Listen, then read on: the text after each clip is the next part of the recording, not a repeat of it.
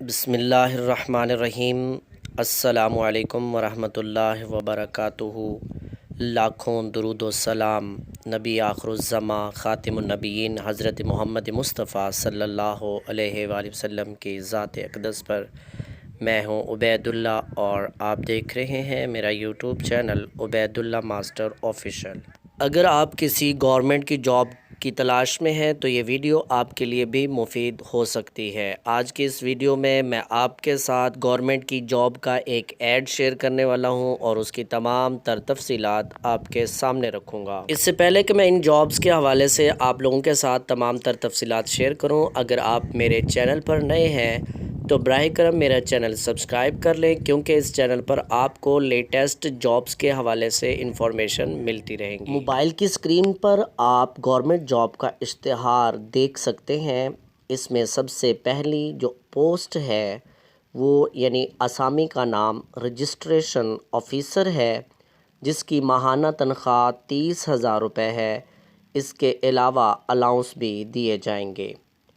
اور اگر دیکھا جائے کہ کس کس ضلع میں کتنا کوٹا ہے، اس کی تفصیلات بھی ہم دیکھیں گے۔ اس میں کل آسامیوں کی تعداد 185 ہے۔ اس کی اہلیت کی بات کی جائے تو تسلیم شدہ ادارہ سے گریجویشن یا ماسٹر ڈگری یا اس کے ایکول کوالیفیکیشن ہونا ضروری ہے۔ اگر ہم بات کریں اس کی عمر کی تو 20 سال سے لے کر 38 سال تک کے تمام مرد و خواتین اپلائی کرنے کے اہل ہیں۔ اس کے علاوہ دوسری پوسٹ یعنی آسامی اسسٹنٹ رجسٹریشن آفیسر ہے، جس کی ماہانہ تنخواہ 25,000 روپے اور الاؤنس اس کے علاوہ ہیں۔ اس میں کل آسامیوں کی تعداد 481 ہے۔ اسسٹنٹ رجسٹریشن آفیسر کے لیے تعلیم انٹرمیڈیٹ، گریجویشن یا اس کے ایکول ہونی چاہیے۔ عمر کی حد 18 سال سے 35 سال کے تمام مرد و خواتین اپلائی کرنے کے اہل ہوں گے۔ اس کے بعد ہم دیکھ لیتے ہیں کہ ضلعی طور پر کتنا کوٹا ہے، کون کون سے ضلع کے افراد اس کے لیے اپلائی کر سکتے ہیں۔ ضلع اٹک، بہاولپور، بہاول نگر، بھکر، چکوال، چنیوٹ، ڈیرہ غازی خان، فیصل آباد، گوجرانوالہ گجرات، حافظ آباد، اسلام آباد، جھنگ، جہلم، قصور، خانیوال، خوشاب، لاہور، لیا، لودھرا، وہاڑی، میاں والی، ملتان، مظفر گڑھ، نارووال، ننکانہ صاحب، اوکاڑا، پاک پتن، رحیم یار خان، راجن پور، راولپنڈی، ساہیوال، سرگودا، شیخوپورہ، سیالکوٹ، ٹوبہ ٹیکسنگ اور منڈی بہاؤدین کے مرد و خواتین ان دونوں پوسٹ پر اپلائی کر سکتے ہیں۔ اب ہم دیکھ لیتے ہیں کہ اس کی شرائط و ضوابط یعنی ٹرمز اینڈ کنڈیشنز کیا ہیں۔ امیدوار درخواست فارم EPR کی ویب سائٹ www.epr.org.pk/career پر آن لائن یا ڈاؤن لوڈ کر کے بذریعہ ڈاک کسی بھی ایک ذریعے سے جمع کروا سکتے ہیں۔ پوائنٹ نمبر 2، امیدوار درخواست فارم کے ہمراہ مبلغ 430 روپیز بذریعہ بینک یا آن لائن بطور درخواست پروسیسنگ فیس، جو کہ ناقابل واپسی ہوگی، جمع کروا کر اس کا ثبوت دیے گئے طریقہ کار کے مطابق درخواست فارم میں تحریر یا ساتھ منسلک کریں۔ پوائنٹ نمبر 3، امیدواروں کا انتخاب اسکریننگ ٹیسٹ اور انٹرویو کی بنیاد پر ہوگا، جس کی اطلاع بذریعہ SMS دی جائے گی۔ ٹیسٹ اور انٹرویو کے لیے آنے والے امیدواروں کو کوئی سفری خرچ یعنی TADA نہیں دیا جائے گا۔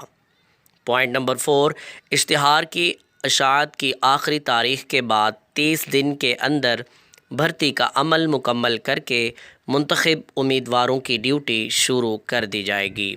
پوائنٹ نمبر 5، ٹیسٹ انٹرویو میں کامیاب امیدواروں کو حتمی انتخاب ہونے کے بعد اپنے متعلقہ ضلع میں تعینات کیا جائے گا۔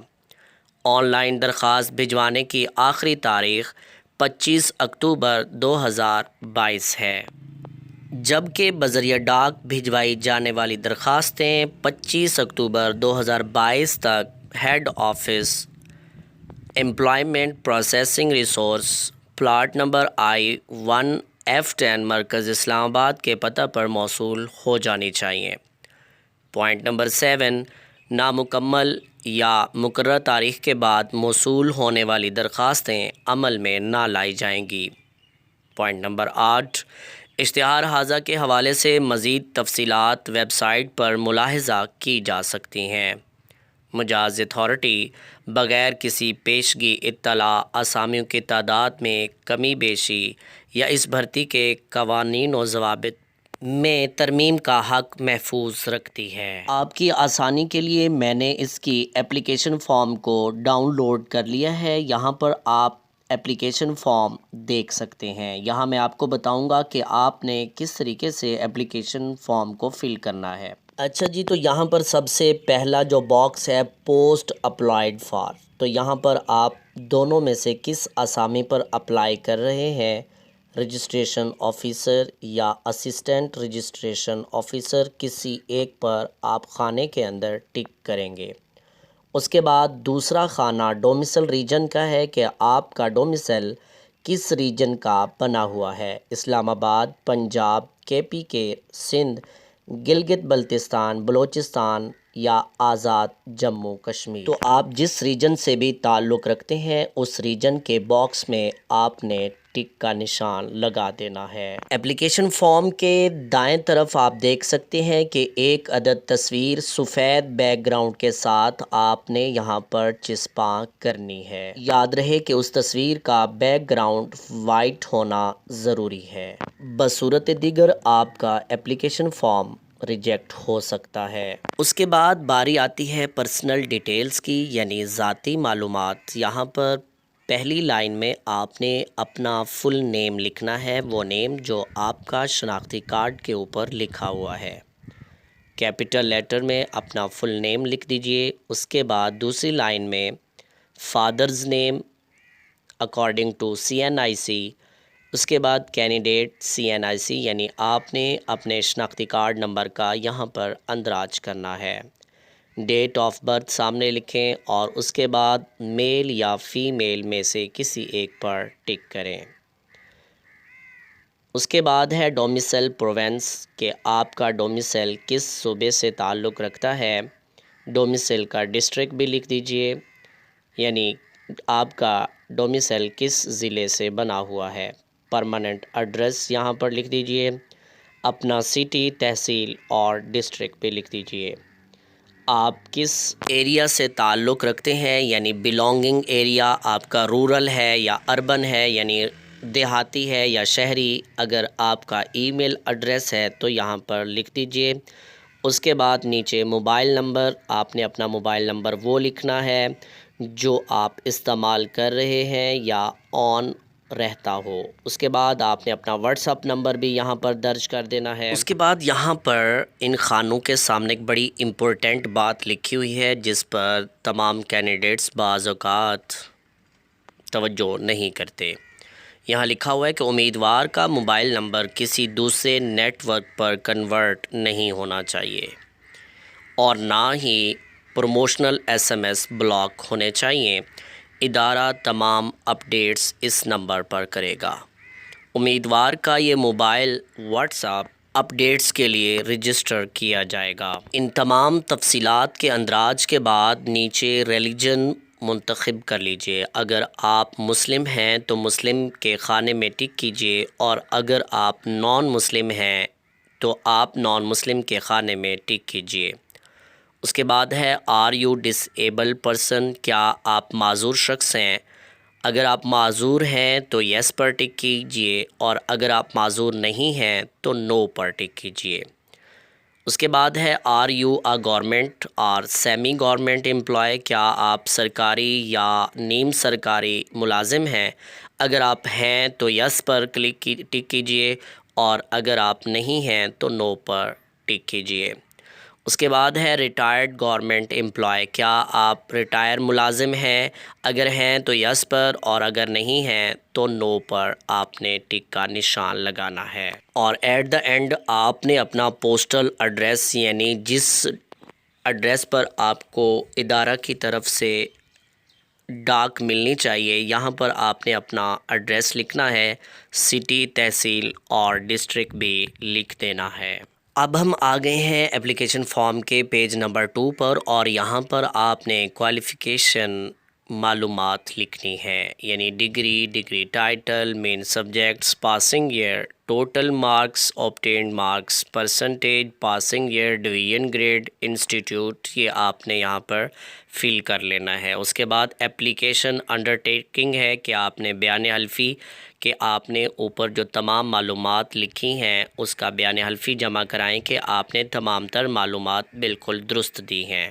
سگنیچر اور ڈیٹ، اور ایٹ دا اینڈ آپ نے اپنا لیفٹ ہینڈ کا تھم بھی یہاں پر لگا دینا ہے۔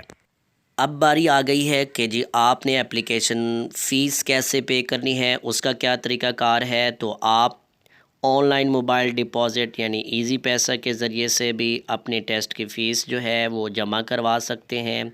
اس کا مکمل طریقہ کار کیا ہے؟ سٹیپ نمبر 1 ہے کہ آپ نے ایزی پیسہ ایپ کھول کر آپ نے پیمنٹ کے آپشن پر آپ جانا ہے۔ سٹیپ نمبر 2، پیمنٹ کے آپشن میں موجود کارپوریٹ شارٹ نیمز کے آپشن پر کلک کرنا ہے۔ سٹیپ نمبر 3، ای پی آر کے نام پر کلک کر کے 430 روپیز فیس کا اندراج کریں اور پے ناؤ کر دیں۔ فیس جمع ہونے پر آپ کو ایک ٹرانزیکشن آئی ڈی ملے گی، یہ نوٹ کر لیں اور اپنے form per us I D کا اندراج کرنا ہے۔ یہ تو طریقہ تھا کہ آپ نے آن لائن ایزی پیسہ کے تھرو کس طرح اپنے ٹیسٹ کی فیس جمع کروانی ہے۔ جب آپ فیس جمع کروا چکے ہوں تو آپ لیفٹ سائڈ پر دیکھ سکتے ہیں کہ اس کا اندراج بھی آپ نے لازمی کرنا ہوتا ہے۔ CNIC نمبر لکھنا ہے، اماؤنٹ 430 لکھنا، ٹرانزیکشن آئی ڈی یہاں پر آپ نے لکھنی ہے جو آپ نے نوٹ کی تھی، اور جس ڈیٹ کو آپ نے فیس پے کی ہے وہ ڈیٹ بھی یہاں پر آپ نے لکھ دینی ہے۔ اس کے بعد نوٹ لکھا ہوا ہے کہ موبائل ٹرانسفر کی صورت میں یہاں ٹرانزیکشن آئی ڈی لازمی لکھے ورنہ آپ کا فارم منسوخ کر دیا جائے گا۔ یہ سارا طریقہ تو تھا آن لائن موبائل کے ذریعے سے اگر آپ اپنی فیس پے کرتے ہیں۔ اب ہم دیکھتے ہیں کہ اگر ہم بینک کے ذریعے سے اپنی فیس پے کرتے ہیں تو اس کے لیے کیا ضروری ہدایات ہیں۔ اس میں 2 بینک دیے گئے ہیں، HBL اور فیصل بینک۔ جس بینک میں بھی آپ اپنی فیس جمع کروا رہے ہیں اس کے باکس میں ٹک کا نشان لگا دیجئے۔ اس حوالے سے ضروری ہدایات کیا ہیں کہ امیدوار حبیب بینک کی کسی بھی برانچ میں جا کر بینک سے ڈپازٹ سلپ حاصل کرے اور دیا گیا حبیب بینک میں اکاؤنٹ کا ٹائٹل اور اکاؤنٹ نمبر لکھ کر فیس جمع کروائے۔ اس کے بعد فیصل بینک میں فیس جمع کروانے کے لیے دی گئی فیصل بینک ڈپازٹ سلپ پر کر کے فیصل بینک کی کسی برانچ میں جمع کروا دیں۔